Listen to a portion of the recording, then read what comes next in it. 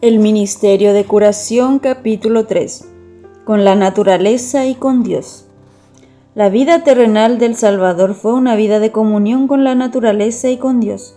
En esta comunión nos reveló el secreto de una vida llena de poder. Jesús fue un trabajador ferviente y constante. Nunca vivió en el mundo nadie tan abrumado de responsabilidades.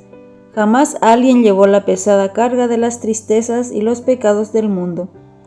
Nadie trabajó con celo tan agobiador por el bien de los hombres. No obstante, la suya fue una vida plena de salud. Tanto en lo físico como en lo espiritual estuvo simbolizado por el Cordero, víctima expiatoria, sin mancha y sin contaminación. Primera de Pedro 1:19. Tanto en su cuerpo como en su alma fue un ejemplo de lo que Dios quiso que llegase a ser la humanidad mediante la obediencia a sus leyes. Cuando la gente miraba a Jesús, veía un rostro en el cual la compasión divina se combinaba con el poder consciente. Parecía rodeado por una atmósfera de vida espiritual, aunque de modales suaves y modestos. Impactaba a los hombres con una sensación de poder que, si bien permanecía latente, no podía ocultarse por completo. Durante su ministerio, siempre lo persiguieron hombres astutos e hipócritas que procuraban su muerte. Lo seguían espías que acechaban sus palabras para encontrar algo contra él.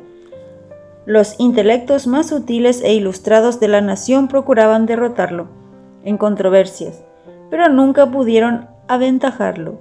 Tuvieron que dejar la lid, confundidos y avergonzados por el humilde maestro de Galilea.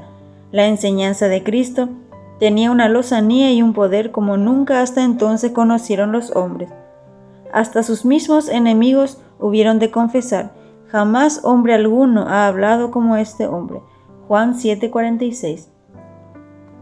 La niñez de Jesús, pasada en la pobreza, no había quedado contaminada por los hábitos artificiosos de una era corrompida. Mientras trabajaba en el banco del carpintero y llevaba las cargas de la vida doméstica, mientras aprendía las lecciones de la obediencia y del sufrimiento, hallaba solaz en las escenas de la naturaleza, de cuyos misterios adquiría conocimiento al procurar comprenderlos. Estudiaba la palabra de Dios y sus horas más felices eran las que, terminado el trabajo, podía pasar en el campo, meditando en tranquilos valles y en comunión con Dios, ya sea en la falda del monte o entre los árboles del bosque. El alba lo encontraba a menudo en algún retiro sumido en la meditación, escudriñando las escrituras o en oración. Con su canto daba la bienvenida a la luz del día, con himnos de acción de gracias amenizaba las horas de labor y llevaba la alegría del cielo a los rendidos por el trabajo y a los descorazonados. En el curso de su ministerio, Jesús vivió la mayor parte del tiempo al aire libre. Allí dio buena parte de sus enseñanzas mientras viajaba a pie de poblado en poblado para instruir a sus discípulos. Frecuentemente huía del tumulto de la ciudad a la tranquilidad del campo, que estaba más en armonía con las lecciones de sencillez, fe y abnegación que deseaba enseñarles. Bajo los árboles de la falda del monte, a poca distancia del mar de Galilea, llamó a los 12 al apostolado y pronunció el sermón del monte. Cristo amaba reunir a la gente a su alrededor bajo el cielo azul, en algún verde collado o a orillas del lago.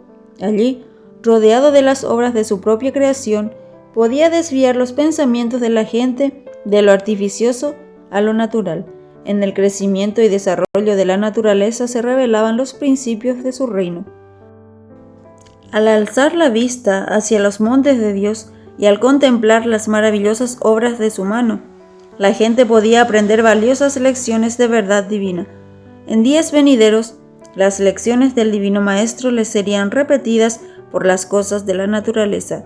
La mente se elevaría y el corazón hallaría descanso. A los discípulos asociados con él en su obra, les permitía a menudo que visitaran sus casas y descansaran, pero en vano se empeñaban ellos en distraerlo a él de sus trabajos. Sin cesar atendía a las muchedumbres que a él acudían durante el día, y por la tarde o muy de madrugada se encaminaba hacia el santuario de las montañas en busca de comunión con su Padre. Muchas veces sus trabajos incesantes y el conflicto con la hostilidad y las falsas enseñanzas de los rabinos lo dejaban tan exhausto que su madre y sus hermanos, y aún sus discípulos, temían por su vida. Pero siempre que volvía de las horas de oración que ponían término al día de trabajo, notaban en su semblante la expresión de paz, la frescura, la vida y el poder de que parecía haber compenetrado todo su ser. De las horas pasadas a solas con Dios salía cada mañana para llevar a los hombres la luz del cielo. Un tiempo para descansar. Al regresar los discípulos de su primera gira misionera, Jesús les hizo la invitación: vengan aparte y reposen un poco. Los discípulos habían vuelto llenos de gozo por su éxito como heraldos del Evangelio. Cuando tuvieron noticias de la muerte de Juan el Bautista a manos de Herodes, esto les causó amarga tristeza y desengaño. Jesús sabía que al dejar que el Bautista muriera en la cárcel, había sometido a una dura prueba la fe de los discípulos. Con compasiva ternura contemplaba sus rostros entristecidos y surcados de lágrimas. Con lágrimas en los ojos y emoción en la voz les dijo: venid vosotros aparte, a un lugar desierto y descansad un poco. Marcos 6:31. Cerca de Bethsaida, al extremo norte del mar de Galilea, se extendía una región aislada que, hermoseada por el fresco verdor de la primavera, ofrecía un agradable retiro a Jesús y sus discípulos. Allí se dirigieron, cruzando el lago en su barco. Allí podían descansar, lejos del bullicio de las multitudes. Allí podían oír los discípulos las palabras de Cristo sin que los molestaran las argucias y acusaciones de los fariseos. Allí esperaban gozar una corta temporada de intimidad con su Señor. Corto fue efectivamente el tiempo que Jesús pasó con sus queridos discípulos, pero cuán valioso fue para ellos esos pocos momentos.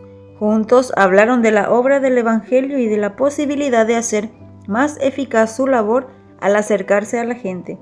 Al abrirles Jesús los tesoros de la verdad, se sentían vivificados por el poder divino y llenos de esperanza y valor.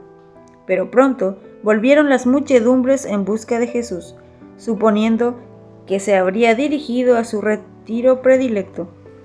Allí se encaminó la gente. Frustrada quedó la esperanza de Jesús de gozar siquiera de una hora de descanso. Pero en lo profundo de su corazón puro y compasivo, el buen pastor de las ovejas solo sentía amor y piedad por esas almas inquietas y sedientas. Durante todo el día atendió sus necesidades y al anochecer despidió a la gente para que volvieran a sus casas a descansar. En una vida dedicada por completo a hacer bien a los demás, el Salvador creía necesario dejar a veces su incesante actividad y el contacto con las necesidades humanas para buscar retiro y comunión no interrumpida con su Padre. Al marcharse la muchedumbre que lo había seguido, se fue él al monte y allí, a solas con Dios, derramó su alma en oración por esos dolientes, pecaminosos y necesitados. Al decir Jesús a sus discípulos que la mies era mucha y pocos los obreros, no insistió en que trabajaran sin descanso, sino que les mandó: rogad pues al Señor de la mies que envíe obreros a su mies. Marcos 9:38. Y hoy también el Señor dice a sus obreros fatigados lo que dijera a sus primeros discípulos: venid vosotros aparte y descansad un poco. Todos los que están en la escuela de Dios necesitan de una hora tranquila para la meditación, a solas consigo mismos, con la naturaleza y con Dios. En ellos tiene que manifestarse una vida que en nada armonice con el mundo. Sus costumbres o prácticas necesitan tener una experiencia personal en la adquisición de un conocimiento de la voluntad de Dios. Cada uno de nosotros debe oír la voz de Dios hablar a su corazón, cuando toda otra voz calla, y tranquilos esperamos en su presencia. El silencio del alma hace más perceptible la voz de Dios. Él nos pide: estad quietos y conoced que yo soy Dios. Salmos 46:10. Esta es la preparación eficaz para toda labor para Dios. En medio de la presurosa muchedumbre y de la tensión de las intensas actividades de la vida, El que así se refrigera será rodeado de una atmósfera de luz y paz. Recibirá nuevo caudal de fuerza física y mental. Su vida exhalará una fragancia y revelará un poder divino que alcanzará los corazones de los hombres.